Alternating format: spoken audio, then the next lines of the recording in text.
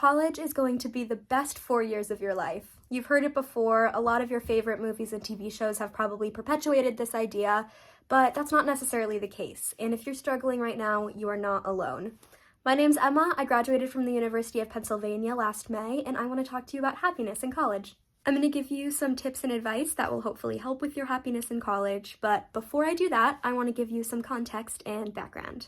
So, Dr. Laurie Santos is a cognitive scientist and a psychology professor at Yale, and she is also an expert on happiness. Earlier this December, she shared some statistics about college students and how they are feeling right now. This might be surprising, but 66% of college students say that they feel overwhelming anxiety. 66% of college students report feeling very lonely, and 87% of college students report feeling overwhelmed by all that they have to do. And these are just some of the statistics that she shared. All of this is to say that if you are feeling down right now or can relate to any of the statistics that I just shared, you are not alone, and so many more people are feeling this way than are letting on.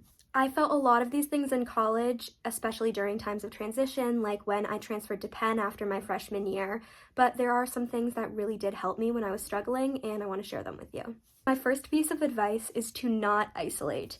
I know that because of COVID, it has become much more of a norm for things to be virtual, but I would really encourage you to pursue any and all opportunities that are in person. It is so much more fun and so much easier to actually develop relationships with people when you are interacting with them in person. My second piece of advice is to not be afraid to tell people that you're feeling this way. I actually made some of my best friends when I confided in the people around me and told them that I was feeling a little lonely or that I was really overwhelmed with my workload. Also, I know you've heard this before and I know it sounds simple, but taking care of yourself physically is going to contribute so much to your mental well-being. If you're not eating enough, if you're not sleeping enough, these are things that are going to make you feel run down physically, and it's going to be a lot harder to regulate your emotions.